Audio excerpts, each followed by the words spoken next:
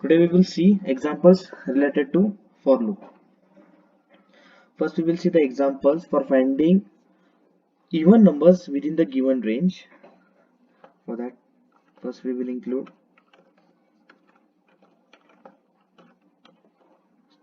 stdio.h, then conio.h for get ch and clear screen.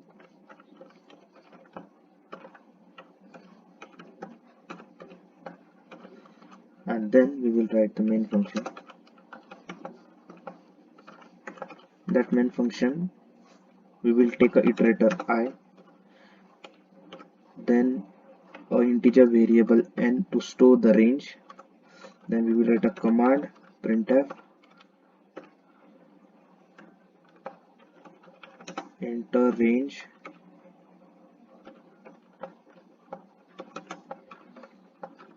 then we will scan that inputted number %d. Yes, now we will use for loop. We will initialize the I with 0, then we will take a condition that I should be less than n, because we have to iterate up to n, so we will take the condition I should be less than or equal to n, and we will increment the I value till it becomes n. Then we will write a condition such that I%2 is exactly equals to 0. Then we will printf %d.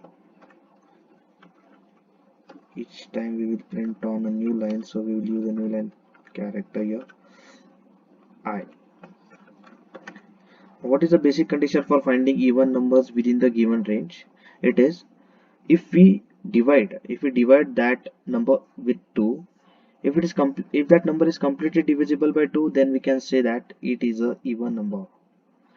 And as we know, the modulo operator gives us the remainder. If it is completely divisible, then the modulus operator will return 0, and this condition will become true. And if this condition is true, it will print the I value. That is the even number. We will close it, then get ch, then return. Yes, we will also add clear screen here. Yes, then we will compile first, and then we will run it. Range, for example, 10. Yes, from 0 to 10. Actually, we have included 0, that the initial condition is 0 to n. So we will start or initialize the I value with 1, and then we will run it.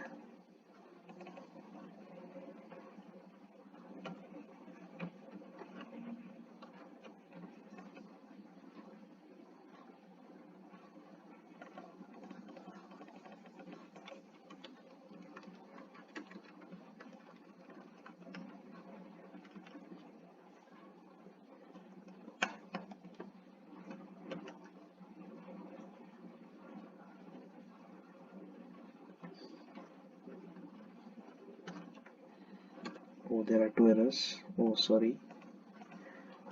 Maybe I forgot to return the condition. Yes.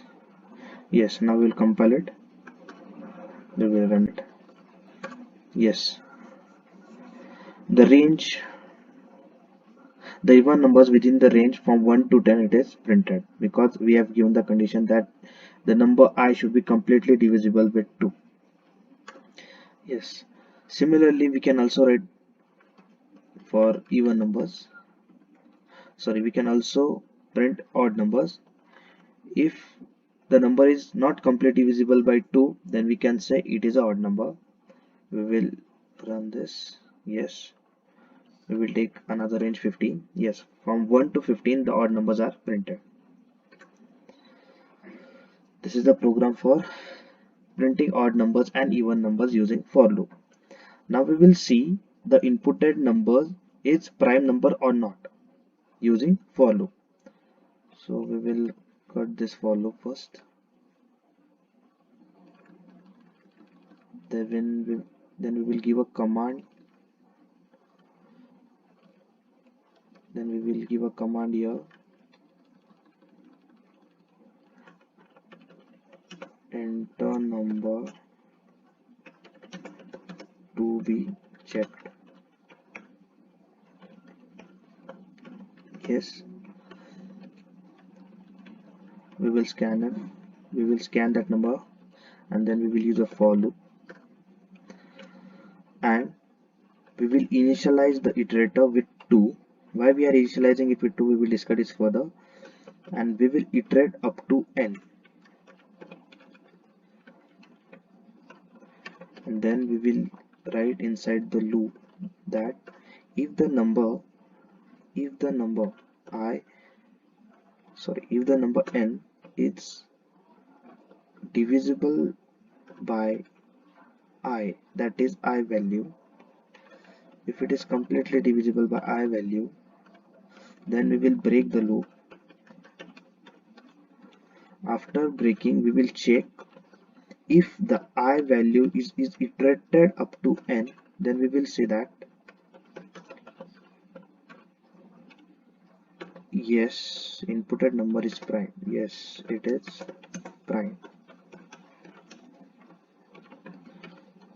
Else we will print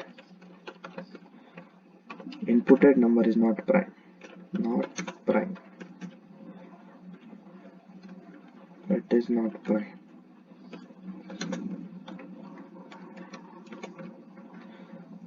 Yes.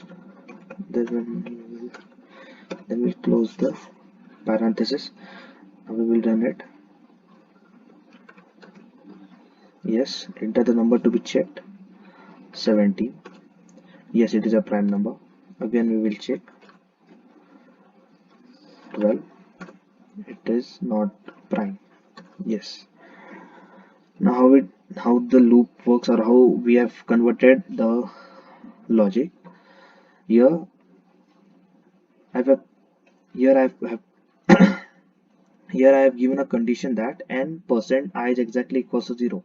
Let's take one example. Here I have given a condition that n is completely divisible with I. What is the basic logic for a prime number? It is that for checking a prime number, if the number is completely divisible with itself, then we can say it is a prime number.